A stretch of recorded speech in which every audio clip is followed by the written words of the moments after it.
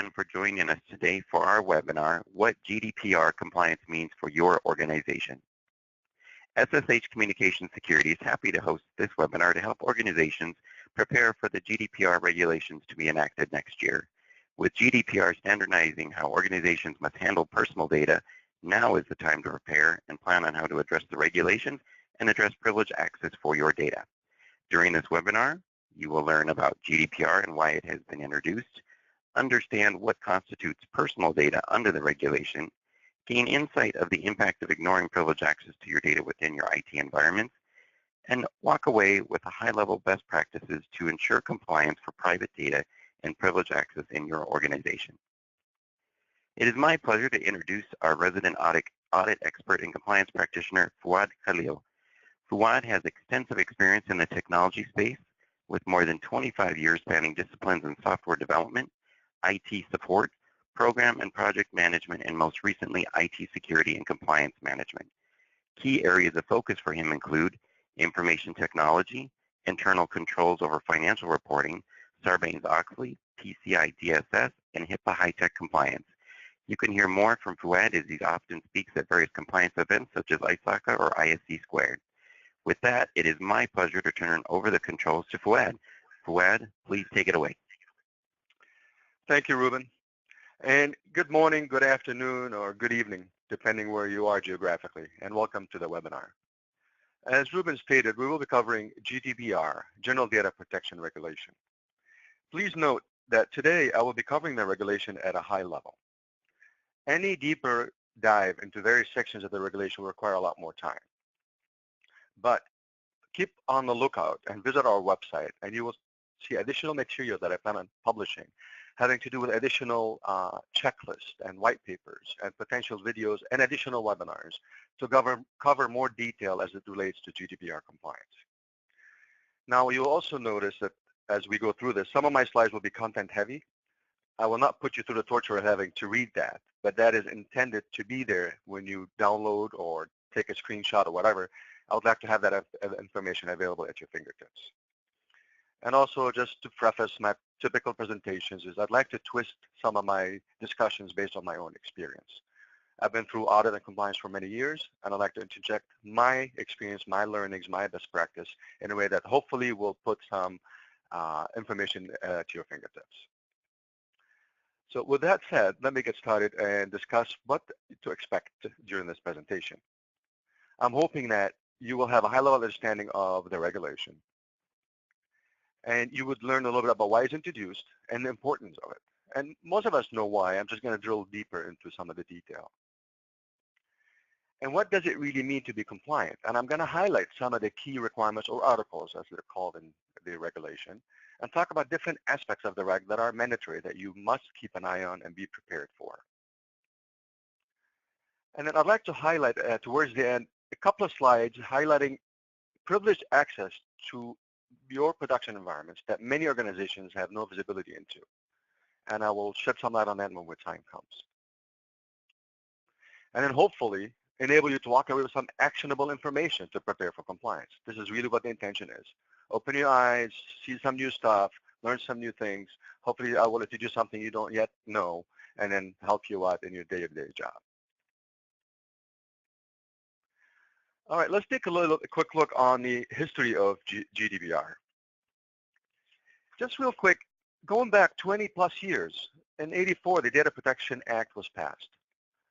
Shortly after, Data Protection Directive was passed. The directive was simply with regards to processing of personal data and the free movement of such data. So it's been taken into consideration for 20 years now, the concept of protecting what's important and how it flows within the European Union. In 1998, it was simply a new provision to the 1984 version. In 2000, an international safe harbor privacy principles were established, and that was developed between 1998 and 2000 in order to prevent organizations within Europe and the United States to store customer data from different countries. In 2012, European Commission announces plan to develop the General Data Protection Regulation. And you know, when a plan is put in place, a few years down the line, there will be a law that's enacted. In 2015, the International Safe Harbor privacy principles were overturned and substituted in February 2016 with the European-US Privacy Shield. Now, there's a lot of these brewing, and there's a lot of history going on in terms of how do we handle private data, how do we transmit the data between the European Union and abroad. Until 2016, April, General Data Protection Regulation was approved by the European Parliament, and May 25th of next year, 2018, it will take effect. So there's a lot of history, and I see that the GDPR is a nice end and closure to all these laws, and it will supersede a lot of the previous directions or acts that are being put in place. I love this countdown screen, and I left you the iapp.org. They have a countdown screen showing you how many days, how many hours, how many minutes, how many seconds are left. I put this up here to let you know that this is actually coming, and there's just a countdown happening.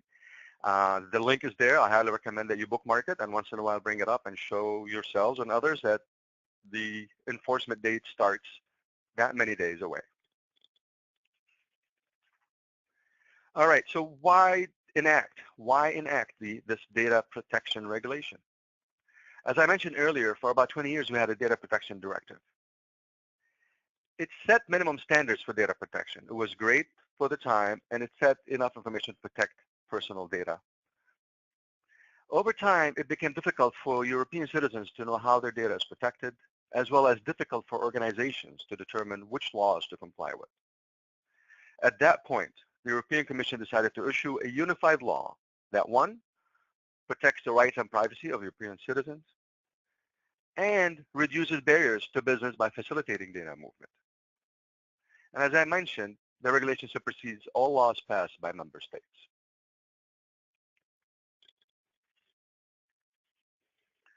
All right, let's start diving into the goodies here. Let's see what we'd like to learn more about GDPR. This is one of the busy screens, and I apologize, but it is intended to highlight some key definitions that you should know, and I will make a reference as I'm going through them. I'm putting up the exact definition as is in the GDPR for data controllers. And all you need to know about a data controller is the organizations. It's organizations that actually process personal data of European citizens. Data subjects are the you and me's, the individuals.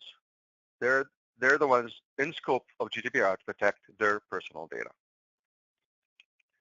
A processor is simply a third party or service provider for the organizations. They're typically processing personal data on behalf of the controller or the organization. You would also hear the term supervisory authority.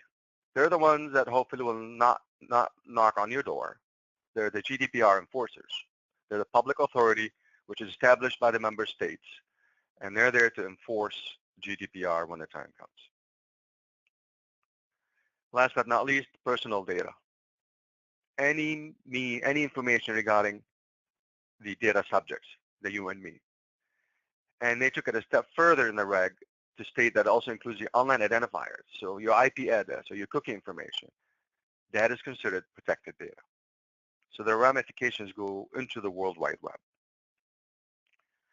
In my opinion, when you look at this stuff, what data is really in scope, if you deem something is important, I guarantee you, based on the definitions I've seen in the GDPR, it will be in scope, and you better find a way to protect it and comply. I toss around what nice word to put in front of GDPR, but you can take your choice. But at the end, it's a sad fact that it's coming, okay? The statement I'd like to make is the only way to avoid complying with GDPR is to avoid doing business with the EU completely.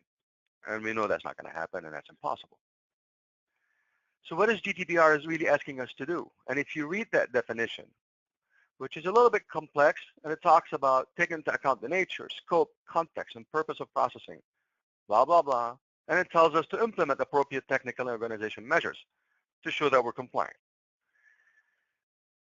All that is saying that the organization should put in place a privacy compliance framework to ensure data processing is in compliance with GDPR. It's really all about the privacy, and we can only support privacy by implementing security controls. If you have a compliance framework, great. But GDPR makes a reference to a couple of recognizable standards out there. The ISO IEC 27000 family of standards. It's basically best known standard in the family providing requirements for information security management systems. And that one has an accredited certification program. Or the British Standard 112, 2017. It also having to do with personal information management system. It's excellent. No matter what size your business is or what type of information you're processing, it'll help you manage the risks to the privacy of personal data. For that one, it's not yet clear the certification status with this framework, but let's keep our eyes open on that. So what is the scope of GDPR? They break it up into three buckets. The material scope, which is basically GDPR applies to the processing of personal data, collection, use, or other processing. It basically covers all that you do with that data. Territorial scope. Any organization in the world may be subject to GDPR that provides services to European data subjects. So the scope is also global. Last but not least, governance. To me, governance is a term we tend to use when we want to reflect an overarching umbrella over compliance, risk, privacy, security, internal controls, and the like. So there's a lot of references and discussions around governance within GDPR. They suggest appointment of a board-level senior information risk officer, someone who will own the risk to the organization at a board-level member. Within governance, organizations are expected to demonstrate compliance. They need to be able to manage the risks, such as cyber risk. And last but not least, make sure that they are sufficiently ready to go through a breach notification if there was a breach. So really, this is the scope altogether. Material, the data anywhere exists and processed and collected and transmitted. It's global. And let's make sure that we have governance over the processes to make sure that we are compliant, we know our risks, and we can notify of a breach, God forbid that happens. All right, this is another busy slide, and the intent here for me is to show you some of the articles that are worthwhile sharing. There's a lot more, obviously, in the regulation. There's over 200 pages of goodies. But to highlight a few that you should be aware of, Article 5 is the 6 privacy principles. Have any of you been aware of the Data Protection Directive? This is a carryover from that. And I will be highlighting those in more details later. Article 15 grants residents right of access. So companies have to detail to you and me what personal data is being processed and how upon request. You and I have the right to be forgotten and to data erasure. So companies will be required to stop processing and delete personal data upon request. I mean, this is not an easy request depending on systems that we have, the way we process the data, how legacy they are, and so on and so on. So there will be some challenges there. Article 20, right to data portability. You and I need to know what personal data is being transmitted between what companies at my request. 25 and 32 requires implementation of reasonable data protection measures, and that's a given. 33 and 34, reporting data breaches to supervisory authorities and individuals. And GDPR, and I'll mention that later, highlights the fact that once an organization is aware of a breach, they need to notify the supervisory authority within 72 hours. If the breach is deemed high risk to data subjects, personal data, then the individuals will need to be notified in the same time frame. They talk a lot about data protection impact assessment, and I will talk in more details about this. And this is critical because the more thorough, the more up-to-date, and annually, at least annually done data protection impact assessments will give you a great understanding and feel for the risk of data, where it is housed, what are the different risks for the different states that it's stored and transmissions and so on. It will give you the information to determine the risk level if there was a breach for that data, for that scenario. So this is very critical to keep in mind. There are scenarios where organizations will have to appoint a data officer, data protection officer, and I will highlight that as well. Now, as I mentioned earlier, it extends the protection of data to international organizations. And then, of course, last but not least, outlines the fines for noncompliance. And there's a lot of numbers being thrown out there, and I'll shed some light on those. And there's a cap for different categories of risk that we'll talk about. Okay. The next few slides, I will go through and highlight the key things that you should keep in mind and hopefully be ready for, starting with a data protection officer. Do you need one? And in the GDPR, they specifically say if an organization has processing is carried out by a public authority or body, or core activities consist of processing operations which require regular or systematic monitoring of data subjects at a large scale. In other words, you have a large amount of data, you need a DPO. And core activities consist of processing on a large scale of special categories of data. They're detailed out in Article 9, or criminal convictions and offenses in Article 10. If any of these apply, I highly recommend you establish that position, you define that role, follow the recommendations, and put somebody in that position, and they'll be responsible for it. Now, even though, in my opinion, these are requirements that must have a DPO within an organization, I highly encourage you, even if you don't have an official DPO, you should have someone acting in that capacity. Because at some point, that person will act as a liaison between your organization and the authorities if there was a breach. And they would own the data protection impact assessment, and they would own the awareness, and so on. So it's critical to have that role whether it's required or not. So what does a DPO do, data protection officer?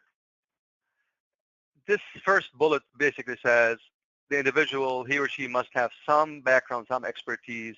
Law is great, some certification in protection, data protection or security, experience in implementing privacy frameworks.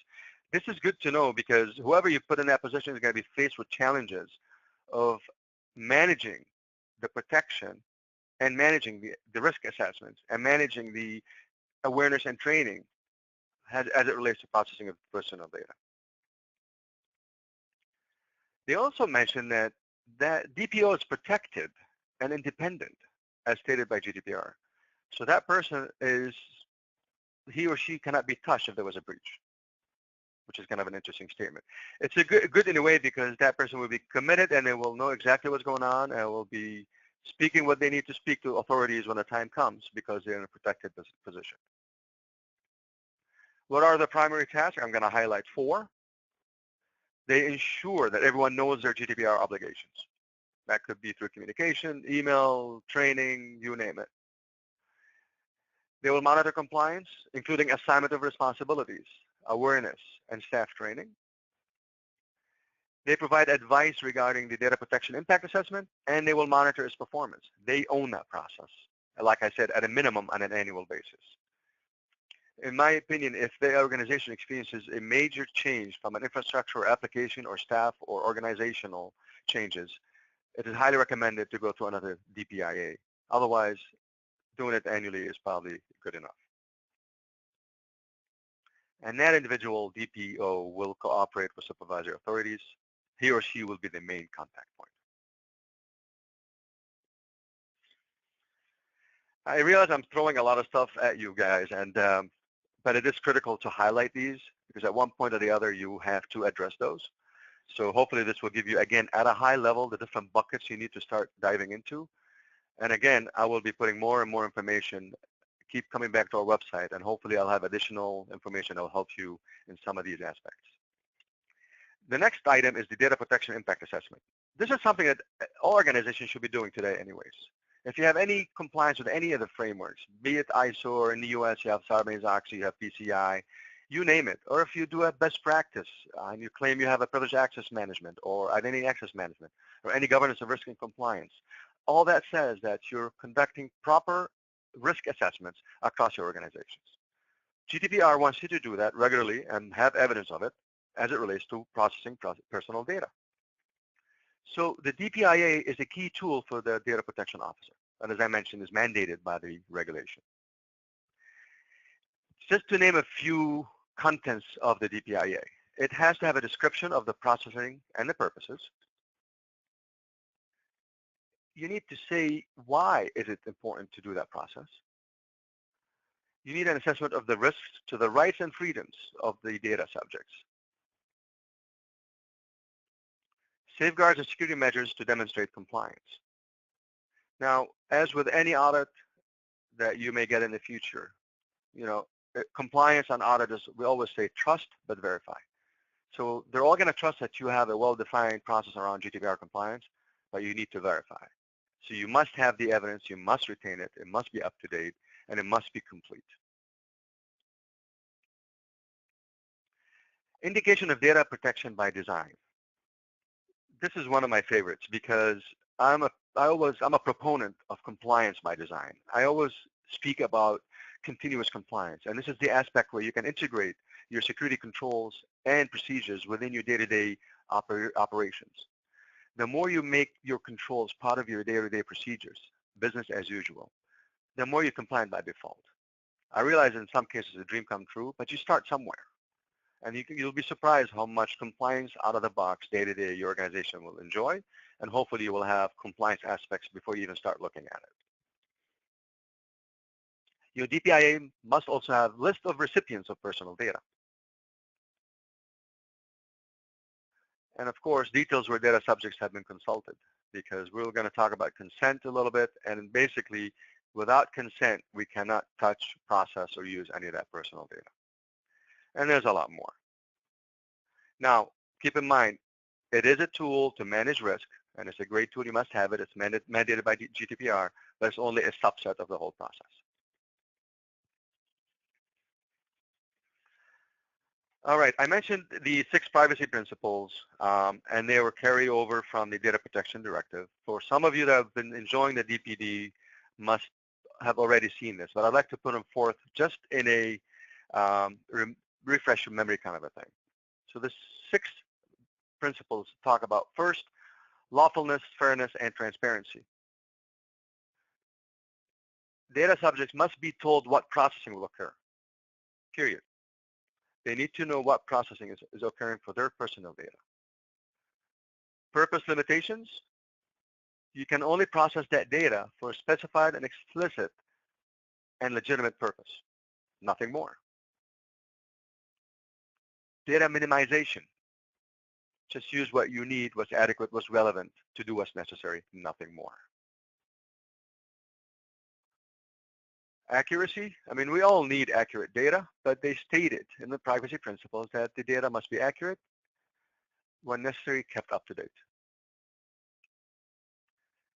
Storage limitations requires that personal data is kept in a form which permits identification of data subjects for no longer than necessary. In other words, if I indicate the limit is 6 months, 6 months and 1 day, that data is no longer available. Now, integrity and confidentiality, this is the most important from a financial perspective. I mean, we all talk, in security we talk CIA, confidentiality, integrity, availability.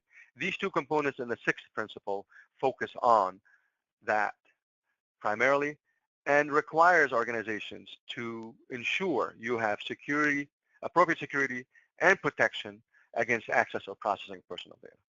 This is where we put in our safeguards and controls to continuously protect personal data. So a lot of these, in my opinion, are security best practices. Now you have a regulation that's going to come your way asking that you provide evidence of compliance. Now, data mapping. Data mapping in GDPR is not an explicit requirement, but I am yet to see a successful privacy compliance framework or any type of a data collection mapping framework without knowing where the data is. So I highly encourage you to go out there and do a data mapping. It's a best practice, and then you cannot protect what you don't know.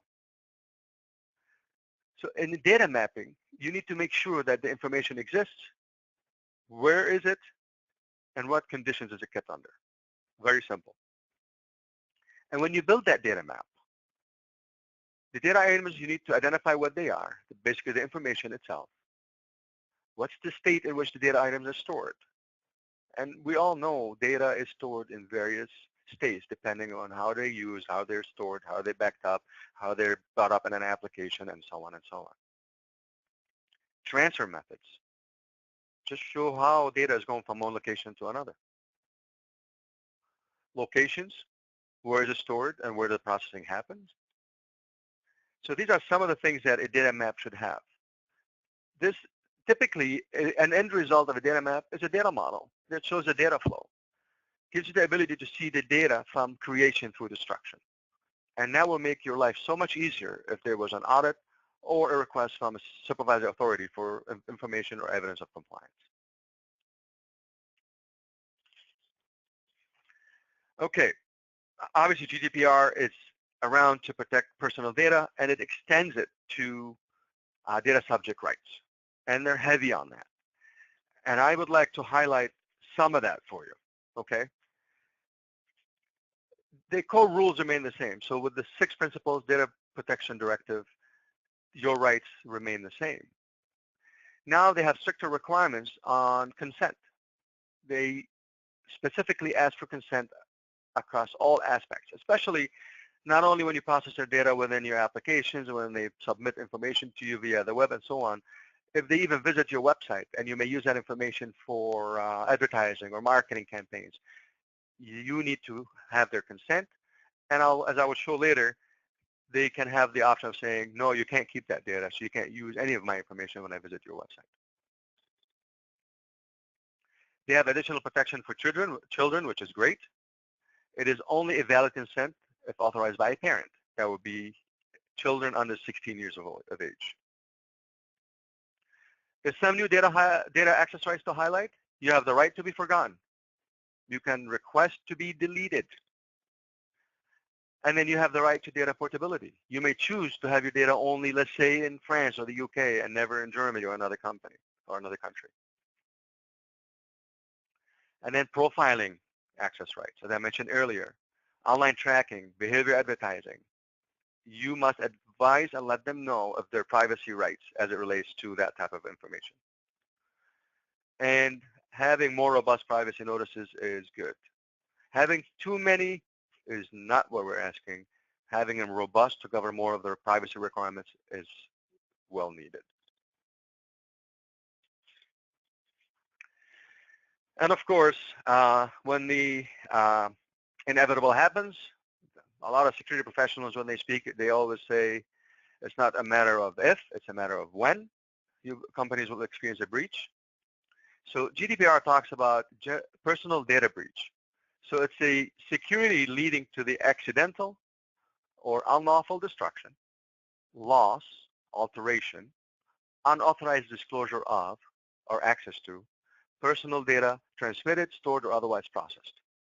Okay, what a definition. In my opinion, this is so broad, there's nothing not in scope of what constitutes a breach and how you report on that. So data control, as I mentioned earlier, organizations need to notify within 72 hours of becoming aware of the breach. The notification can be avoided if the breach is unlikely to result in risk. So if there's no risk to the you and I personal data, you don't have to notify. But the only way you can identify if there is a risk or not, if you had an updated, thorough data protection impact assessment that detailed the risks throughout the process. So that is key. So if you had a breach within a process, within one aspect of the organization, and the DPIA highlighted the fact that that is a low-risk environment for processing personal data, well, guess what? You may be off the hook to report a breach. Your notification, if you had to report, it should indicate the nature of the breach, who the DPO contact information is, likely consequences of the breach, and what are you doing about it, which is standard in any type of breach notification. The supervisory authority are notified when there is to be any risk to data. Individuals are notified when you identify a breach resulting in a high risk to their personal data. Again, that is always the result of your data protection impact assessment.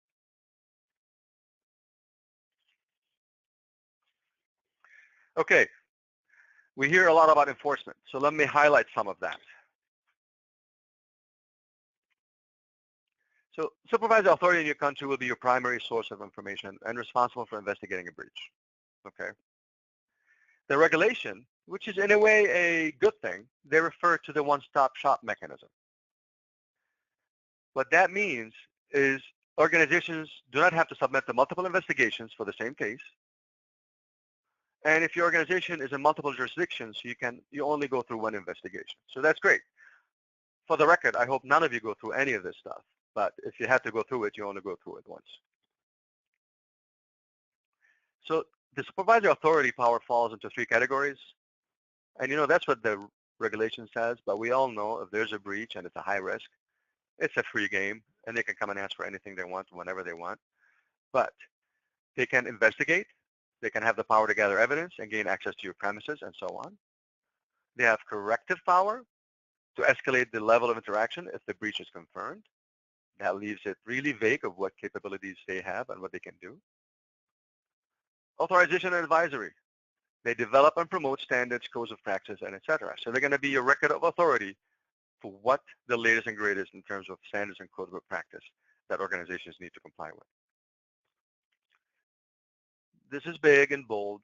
So if found in breach of a regulation, you could face admin fines of up to 4% of annual global turnover or 20 million euros, whichever is greater. From my perspective, when I see numbers like this, it's quite scary. So when you're faced with an initiative, this can be looked at as a project. The compliance effort you're about to face, let's say it's a project that's going to cost you 1 million euros. That's fine. You can identify the start to end. You can identify your deliverables. You can identify your phases and so on, and make sure that that matches what is required of your organization from GDPR. And you just follow that process through. It will cost you some resource time, some money, and so on. But the end result is just make sure that you all sleep better at night. And again, the more you promote privacy by design, the better we all sleep.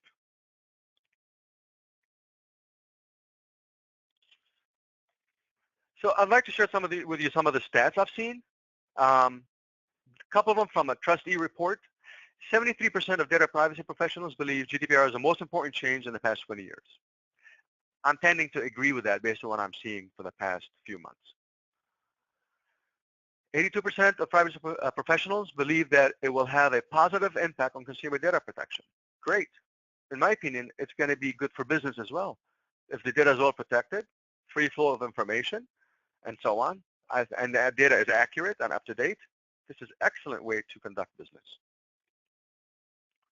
No need to reference anybody here. It basically says the regulation applies to all businesses that collect or process European citizens, no matter where you are around the world. PwC survey reflects 92% of businesses list GDPR as a top data protection priority, and they indicate that 77% of businesses have started preparing for it. This is an impressive number. People and organizations around the world have learned from prior tidal waves like the Sarbanes-Oxley or the HIPAA HITECH in the US and so on, Monetary Authority of Singapore, and now we have the General Data Protection Regulation hitting the European Union. The sooner you're ready, the better. And the sooner you start, the better shape you are. And another aspect of the survey mentions 68% of US businesses plan to spend between $1 to $10 million on GDPR preparation. This is huge. And I love this last bullet. IAPP had their own survey, and they estimate that we will require 28,000 data protection officer positions filled by May of 2018. This is just a little bit over a year, my friends. Okay. Now, GDPR, even though it's a scary thought, as I mentioned earlier, manage it as a project. You manage it as you do any initiative, a cross-organization initiative. It is definitely doable. Assigning the DPO, whether you have that requirement or not, is always recommended. Knowing your data is by doing the mapping is excellent. And of course, by law it's required, but you must do a data protection impact assessment. So if you have all that stuff available and readily available at your fingertips, when I come and ask you the question about where's your data, what's the risk level, what state is it in, Do you have consent? And so on and so on. You should be able to answer all that question. Now, this is based on your knowledge of what data it is and what access is to it. The next couple of slides, I'd like to highlight some sort of a gap that most organizations are not aware of. So allow me to go down 3-4 slides that should highlight that for you. If you look at data, when you and I are spending our normal day and we're trying to assess authorized and proper access to data, this is the normal world. I have my end users coming in. I have my administrators, third-party vendors coming in on all aspects of it, and automated processes. So my data is being touched, processed, stored, transmitted by all the above. Now, if I look at the threat world, this is where I cannot really plan properly. I can't predict, but this is where the bad guys are leveraging exploits, breaking credentials, looking at backdoors, treason or insider threat, stolen credentials, all of those just an add-on risk to what we have to do to protect our information. So in our day-to-day, it is a challenge as it is. So I'd like to highlight to you the SSH. SSH is a protocol that was developed in the mid-90s by Tatu Julonen from Helsinki, Finland. And that protocol since then has been deployed and propagated across 90+% of our corporate data centers. And then it's widely used for automated machine-to-machine processes. Now, it's a plumbing. It's the critical aspect of all processing within your infrastructure, being a network component, a Linux server, a Unix, recently Windows environments, and so on and so on. It has been deployed without any attention because it comes bundled, part of the package. Why don't we just deploy it along with my Unix box, for example? Most organizations leverage a key control that forces a purchasing decision and requires a record of that for anything goes into my production environment. SSH never required that. So it has been deployed and is ready to use within all your corporate data centers. And SSH by nature is a privileged access type of access that provides you elevated access into a production environment, basically giving you more abilities to do activities that a normal login would not. I like to call SSH as the dark side. I like to highlight this. I've been preaching this about SSH access that is a huge gap for 2 years now, and I'm barely scratching the surface. Now, why is this relevant? If this protocol runs on all these environments, and with the announcement of Azure last year, it runs on Windows, and I'm faced with general data protection regulation compliance, and I need to identify who, what runs, processes my data. And I have no visibility into a huge component called SSH-based access that comes in encrypted, that comes in unprotected, it comes in unaudited or logged. How am I to make a fair statement? How am I to have a complete data mapping picture? How am I to identify the risks to my data? So it is very critical that we make sure we include SSH access in any assessment of access into your production environment.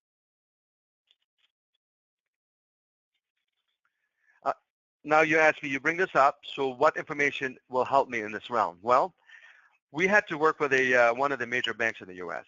And at one point, we reached an inventory of 10,000 of their Unix Linux hosts. Just to show you some of those numbers, if any of you on this webinar have done audits in the past, when you go through a financial institution audit, let's say, and you say, show me the hires, transfers, and terms records, and they give you a list of 15 to 20,000. And you simply pick 25 to 50 or 75, and you're done with your audit test. When you look at access based on SSH keys, this is the numbers that we're dealing with. For those 10,000 Unix hosts, 1.5 million application keys were granting access. 70,000 database administrator and system administrator keys were granting access. 7,000 monitoring keys were granting access. Up to 1 billion authentications per year were granting access. Out of those, 30 million authentications for the most active key granting access. Now, if I look at this, this is huge. Do I have visibility into this? Do I know who is doing what, to what data, to what system, from what trusted or untrusted source? So this is very critical. And the last bullet I'd like to mention, majority of the access is obsolete. One client that we had, and I was just informed of this yesterday, as we're doing the inventory, they found SSH-based access with that organization that was 20 years old. So 20 years ago, within their legacy system, they hired somebody, they granted them access, they generated a key, they did what they did, their job, and they've been long gone. But that key was still active, ready to be used, even 20 years later. I love to bring this up because I call this a spider web, the scary maze. You can see I'd like to title this the separation or segregation of duties. Not really. We took a subset of those 10,000 servers and we depicted it in terms of what connections are coming into my production environment. So you look at that center box, the center dots there, that's my production.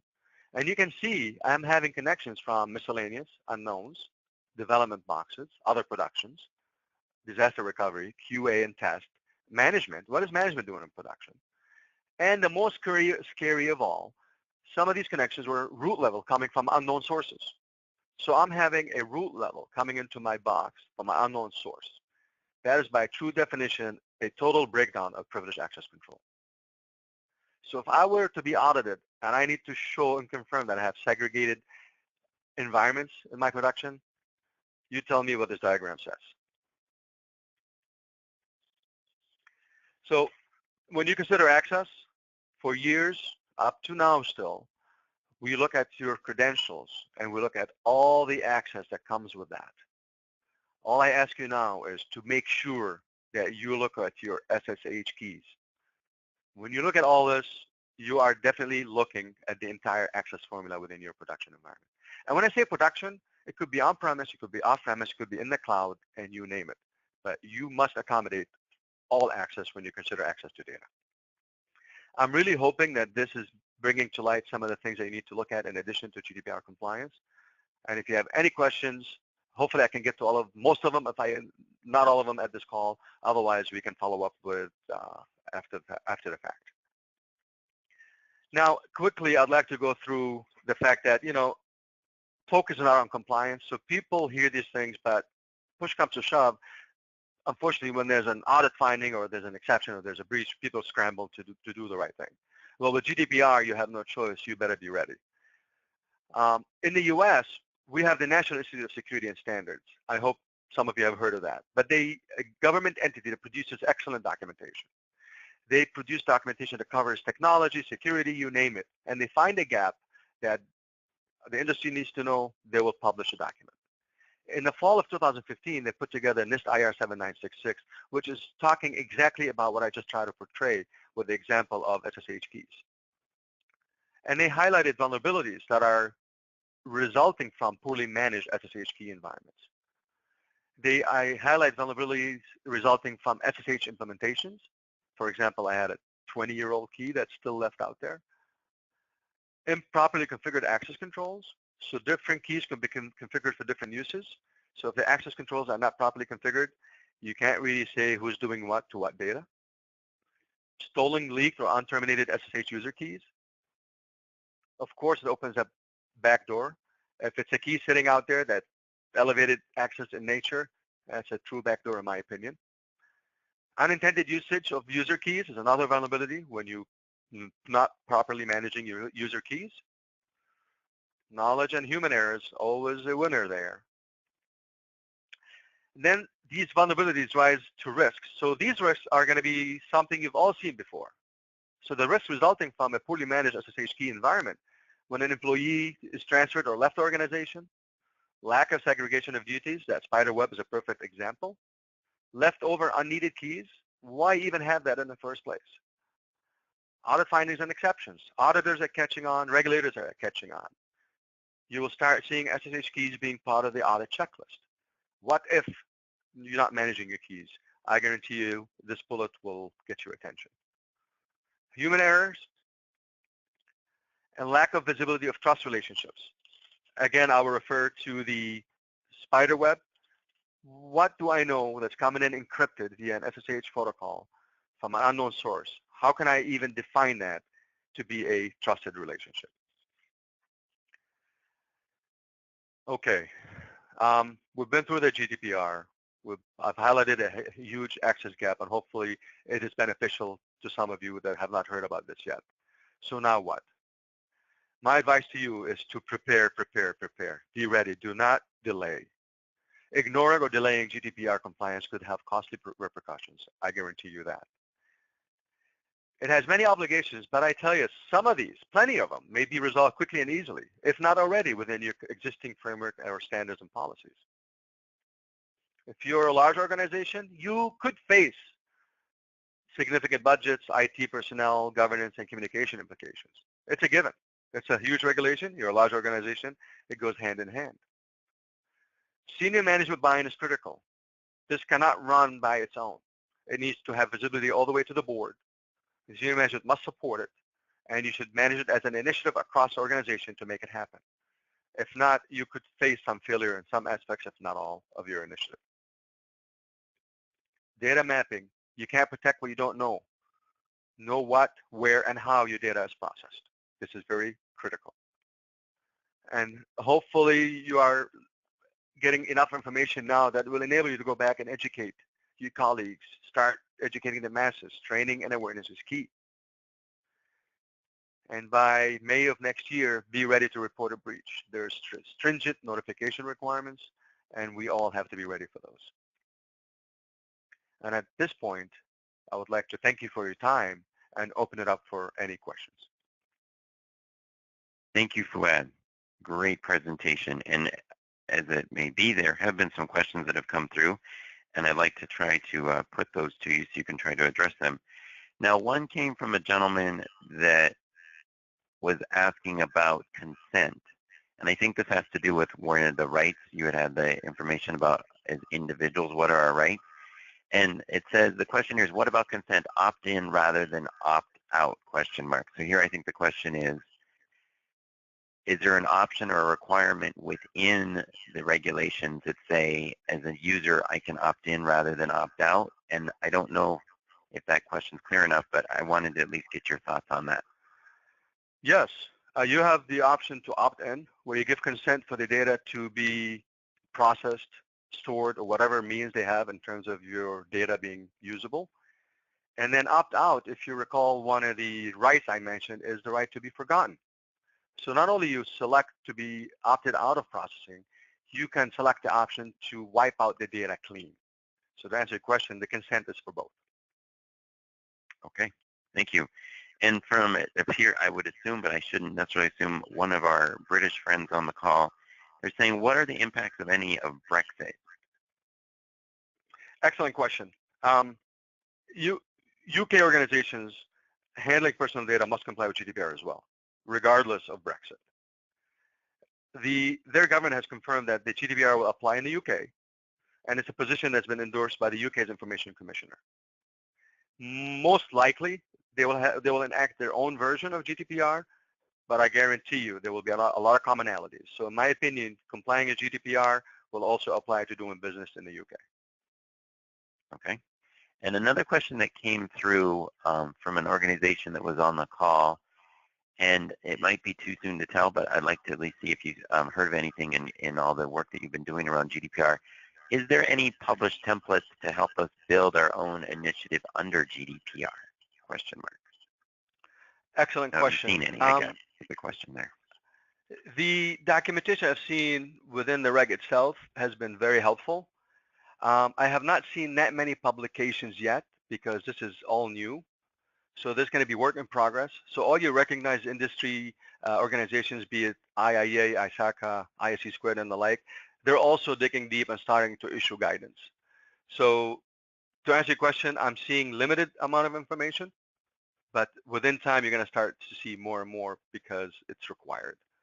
And again, do come back and visit our website. I intend to do more videos, maybe additional webinars, and especially white papers to give you more visibility on what I mean by DPIAs and what can a DPO do to own that process, and what do we do to assess that access gap that I talked about.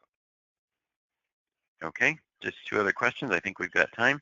How widespread is the SSH keys elevated access gap? It says here. That's the question. How widespread is the elevated access gap for SSH keys?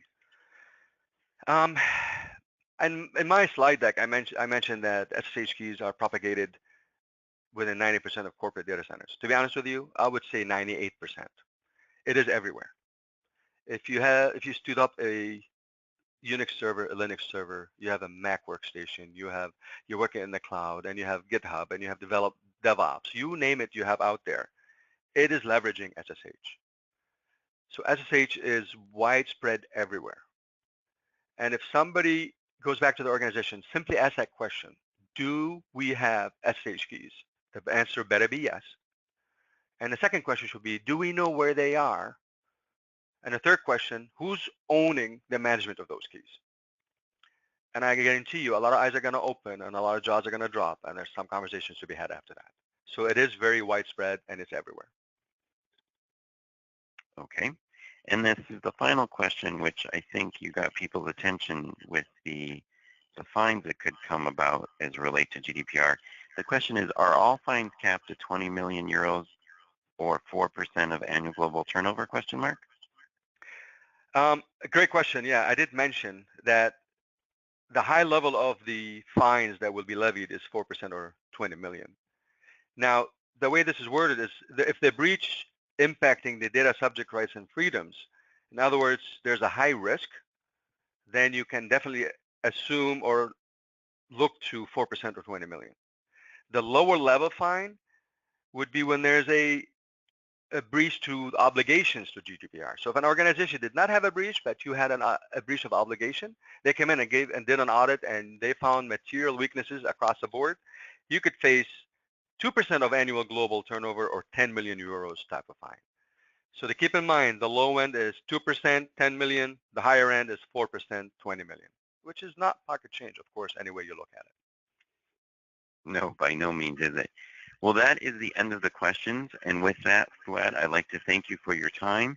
And I'd like to thank everyone for taking time out of their busy days for joining us for today's webinar. If you do have any other questions, you can by all means reach us directly. And I encourage everyone to keep visiting, as Fouad mentioned, ssh.com, where we'll be incorporating more information around this very timely topic. Thank you very much and have a good day.